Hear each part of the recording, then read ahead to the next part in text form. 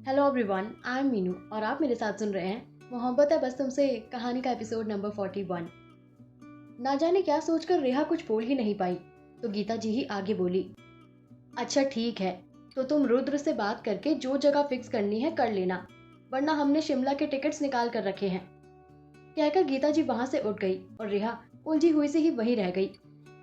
एक तरह से गीता जी जानती थी कि रेहा और रुद्रांश तो कहीं जाने से रहे, इसलिए उन्होंने पहले ही सोच लिया था आखिर उनका रिश्ता कब तक ऐसे ही चलता।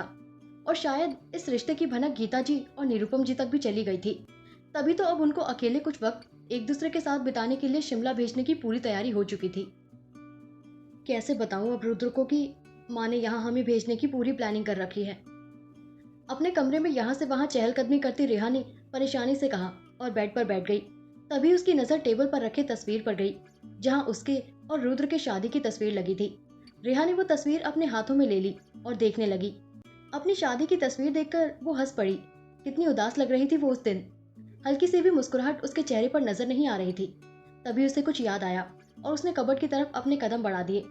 एक एल्बम दराज से निकालकर वो उसे देखकर मुस्कुरा दी और बेड पर वो एल्बम लेकर बैठ गई। जैसे जैसे वो तस्वीर देखती जा रही थी, उसकी मुस्कान गहरी होती जा रही थी। ये क्यों था उसे नहीं पता।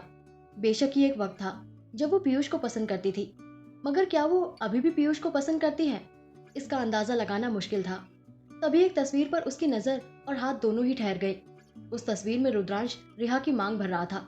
रिहा की नजरें झुकी हुई थी, लेकिन उसे ही पता था कि उस वक्त उसकी आंखों से आंसू रोके नहीं रुके थे। वहीं रुद्रांश की नजरें उसी पर थी। कितनी गहरी, कितनी शांत नजरें हैं उसकी। ये सोचकर ही रेहा मुस्कुरा दी और एल्बम को पलटकर आगे देखने लगी। शाम के समय गीता जी हॉल में बैठी टीवी देखते हुए चिप्स खा रही थी। तभी रुद्रांश की गाड़ी बाहर रुकी।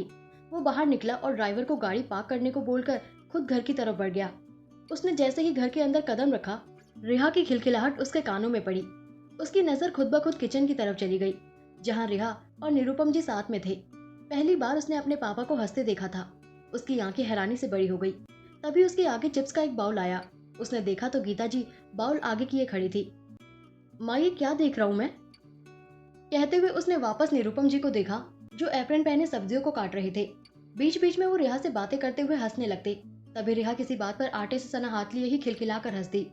हालांकि उनकी क्या बात हो रही थी, ये तो रुद्रांश के लिए सुनना मुमकिन ना था। लेकिन हाँ, खिलखिलाती हुई रेहा को देख न जाने कितने ही एहसासों के तार उसके जहन में झंझना उठे। उसके बालों की एक लट उसके गाल पर बिखरी थी। होठों पर वो दिलकश से खिलखिलाहट, जो रुद्रांश को अंदर तक सुकून दे रही थी। रुद्र, तुम्हें चेंज नहीं करना है क्या? गीता जी ने जब उसे देखकर बोहे उचकाते हुए कहा, तो रुद्रांश झेप गया और अपने कमरे की तरफ बढ़ गया। थोड़ी देर बाद रुद्र सबके साथ डाइनिंग टेबल पर बैठा था। उसके दाएं तरफ रिहा बैठी थी। सामने निरुपम जी और उनकी तरफ गीता जी बैठी थी। आज खाना रिहा और तुम्हारे पापा ने मिलकर बनाया है। जरा टेस्ट करके बताना कैसा है। आखिर सब तुम्हारी ही पसंद का जो बना है। उनके ऐसे बोलने पर रेहा की नजरें रुद्रांश पर ठहर गई। उसने पहली बार किसी के लिए कुछ बनाने का ट्राई किया था। टेबल के नीचे उंगलियों को क्रॉस किए वो एकटक रुद्रांश को देख रही थी। वहीं रुद्रांश ने अपनी थाली में देखा, जहां मटर पनीर, रोटी, जीरा राइस और गाजर का हलवा था। उसे अपनी माँ के हाथ के अलावा किसी और के हाथ का खाना पसंद ही नहीं आता था। मगर आज रेहा और उसके हमेशा सख्त से रहने वाले पापा ने खाना बनाया, तो उसे खाना तो था ही। पहला निवाला मुंह में डालते ही उसकी आंखें बंद हो गई। हाँ, सब्जी में नमक कम था और मिर्च ज्यादा थी। रोटी बेशक ही कड़क थी, मगर रुद्रांश के चेहरे पर आई मुस्कान से ये जाहिर हो ही नहीं पाया। खाना सच में बहुत ज्यादा टेस्टी है। उसका जवाब सुनकर रेहा मुस्कुरा दी और हल्के से बोली, थैंक यू। वहीं निरुपम जी के चेहरे पर भी लंबी सी मुस्कुराहट आ गई। उन्होंने रुद्र को देखकर खुद पर बड़ा गर्व करते हुए कहा, अरे मुझे पता था मेरे हाथ का खाना होता ही स्वादिष्ट है। उनकी बात सुनकर रुद्र बस मुस्कुरा दिया। खाने का पहला निवाला निरुपम जी ने जब डाला, तो हैरानी से रुद्र को देखा। वो चुपचाप खाने में व्यस्त था। बल्कि निरुपम जी अच्छे से जानते थे कि रुद्रांश बिल्कुल तीखा नहीं खा पाता था। गीता जी ने रुद्रांश को देखा और बोलने ही वाली थी, मगर रुद्र, खाना बहुत टेस्टी है माँ। अब आप भी खाना खाइए। और पापा, आपको मसाले वाला खाना मना है ना, तो आप क्यों खा रहे हैं? कहकर उसने निरुपम जी को देखा, तो निरुपम जी ने सिर हिला दिया और उसे घूरते हुए सख्त लहजे में बोले, मुझे आज अपनी बेटी के हाथ का खाना खाना है। तुम्हें कोई भी प्रॉब्लम नहीं होनी चाहिए। रुद्रांश ने कुछ भी नहीं बोला और अपना ध्यान खाने में ही लगा दिया। वही रिहा ने जब खाना खाया, तो एकदम से तीखा खाने की वजह से उसे खांसी आ गई। रुद्र ने तुरंत पानी का ग्लास उसके आगे कर दिया और दूसरे हाथ से उसकी पीठ सहलाने लगा। गीता जी उन्हें मुस्कुराते हुए देख रही थी। तुम ठीक हो? रुद्रांश ने जब पानी का ग्लास रखते हुए पूछा तो रिहा ने हामी में सिर हिला दिया। रिहा उसे देखने लगी। तभी गीता जी ने गला खंखारते हुए कहा, रुद्र। अपना नाम सुनकर रुद्र हड़बड़ाकर उनकी तरफ देखने लगा तो गीता जी बोली, मैंने और तुम्हारे पापा ने तय किया है कि तुम और रिहा कुछ वक्त के लिए कहीं बाहर जाओगे और कुछ वक्त घूम फिर कर आओगे। रुद्र ने कुछ बोलना चाहा मगर निरुपम जी को देखकर उसने कुछ भी नहीं कहा। देखो रुद्र, वो लड़की तुम्हारे लिए सब छोड़कर आई है। नया परिवार, नए रिश्ते, नए लोगों को उसने अपनाया है। उसकी पसंद का, उसकी नापसंद का, उसके जज्बातों का, उसकी भावनाओं का ख्याल रखना तुम्हारी जिम्मेदारी है। रिहा को घूमने फिरने का काफी शौक है और शादी के पहले तक वो इस शौक को पूरा करती थी, मगर जब से शादी हुई है वो घर से भी बाहर नहीं निकली है। उसे वक्त दो और उसके साथ वक्त बिताओ। दोनों शिमला जाओ और 1 महीने की छुट्टी एंजॉय करके आओ। रुद्र के सिर पर मालिश करते हुए गीता जी उसे समझा रही थी। आखिर रुद्र ने सिर हिला दिया और उनकी गोद में सिर रखकर बैठ गया।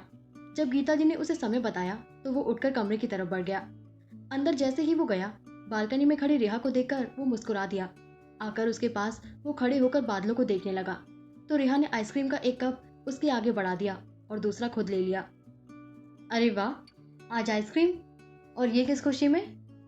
रुद्रांश ने जब आइसक्रीम देखकर कहा तो वो मुंह लटकाकर बोली, आई एम सॉरी, मेरी वजह से तुम्हें वो तीखी सब्जी खानी पड़ी, तो उसके बदले हमें आइसक्रीम की ट्रीट मिल रही है। रुद्रांश के बोलने पर उसने आगे बोला, मुझे ना ऐसे रात को आइसक्रीम खाना बहुत पसंद है, तो सोचा आज तुम्हें भी पार्टी दी जाए। उसकी बात सुनकर रुद्रांश और वो दोनों ही हंस पड़े। वैसे माँ चाहती है कि हम वेकेशन पर जाएं, एक दूसरे को वक्त दें और समझने की कोशिश करें। रिहा को किसी गहरी सोच में खोए देख रुद्रांश ने आइसक्रीम से भरा चम्मच अपने मुंह में डाला और बेफिक्री से बोला, वैसे उन्होंने शिमला जाने को कहा है। उसकी बात सुनकर रिहा ने झटके से उसकी तरफ देखा और कहा, क्या बोला तुमने? शायद मैंने कुछ गलत सुना। यही कि 5 दिन बाद हम शिमला के लिए निकल रहे हैं। रुद्रांश ने जब कहा तो खुशी से कूदती रिहा एकदम से उसके गले लग गई। तुम्हें नहीं पता रुद्र, मेरी कितने सालों से विश थी कि मैं शिमला जाऊं। वो मेरी फेवरेट जगहों में से एक है। रुद्र का जी चाहा कि उसे वो अपनी आगोश में संभाले, लेकिन उसने अपने हाथ हवा में ही रखे।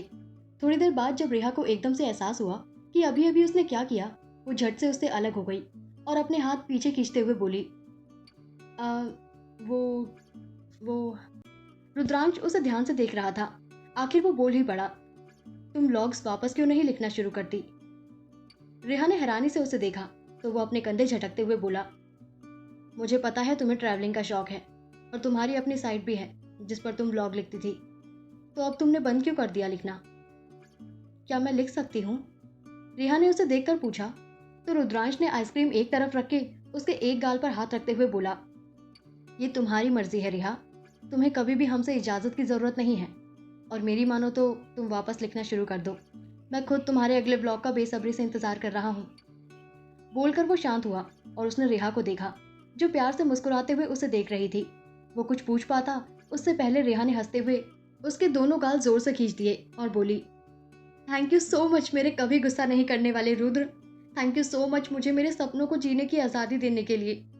मैं बता भी नहीं सकती मैं कितनी खुश हूँ। उसकी बात पर रुद्र बस मुस्कुरा कर रह गया, मगर अभी भी उसके जहन में मेरे रुद्र घूम रहा था। भले ही रिहा ने ध्यान नहीं दिया था, मगर ये 2 शब्द रुद्रांश के दिल की धड़कनों का शोर बढ़ाने के लिए काफी थे। फिर कुछ सोचकर वो मुस्कुरा दिया और अपने बालों में हाथ फेरकर कहा, मुझे लगता है काफी देर हो गई है, अब हमें सोने जाना चाहिए। रिहा आगे बढ़ी ही थी कि रुद्र ने उसका हाथ पकड़कर झट से अपने करीब खींच लिया। रिहा के दोनों हाथ रुद्र के सीने पर चले गए। वो हैरानी से रुद्र को देखने लगी। उसकी हंसी पूरी तरह गायब हो गई थी। अब उसे मन कर रहा था वो कहीं भाग जाए, मगर अफसोस, काश ये मुमकिन होता। शरारत की शुरुआत भी तो उसी ने की थी, तो अब भुगतना तो था ही। उसके चेहरे को देखकर रुद्रांश हंस दिया और उसके नाक को पकड़कर खींचते हुए बोला, जाओ आज छोड़ दिया, पर याद रखना तुम्हारी सजा अभी बाकी है। उसके छोड़ते ही रिहा कमान से छूटे तीर की तरह सीधे जाकर बिस्तर में घुस गई। पूरी तरह से कंबल ओढ़कर वो अपनी बढ़ी हुई सांसें और तेज हुई धड़कनों को सामान्य करने की कोशिश करने लगी। वहीं दूसरी तरफ शिमला में शालिनी अपने कमरे में पीयू को सीने से लगाए सो रही थी। तभी एक पेपर का गोला खुली बालकनी से अंदर आया। और शालिनी के बेड के पास आ गिरा। ऐसे ही लगातार 3-4 बार पेपर के लपेटे गोले आए और हर बार निशाना चूक जाता, कभी बेड के पास तो कभी फर्श पर।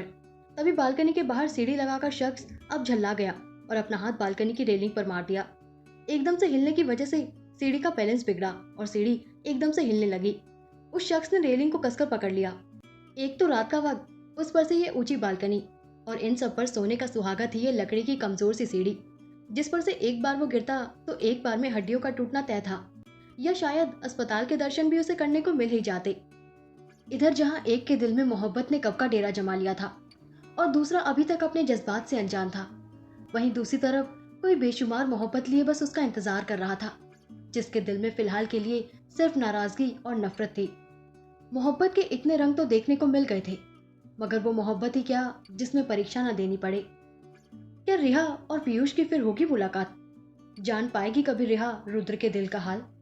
दोस्ती से होगी क्या इनके प्यार की शुरुआत? कौन है ये शख्स जो शालिनी के ऊपर कर रहा कागज के बने गोलों का वार? क्या समझ पाएगी शालिनी पीयूष का प्यार? क्या पीयूष का है शालिनी की माफी पर अधिकार? आगे कहां तक जाएगा इनका प्यार? जानने के लिए सुनते रहे मोहब्बत है बस तुमसे कहानी के आने वाले एपिसोड्स। Thank you.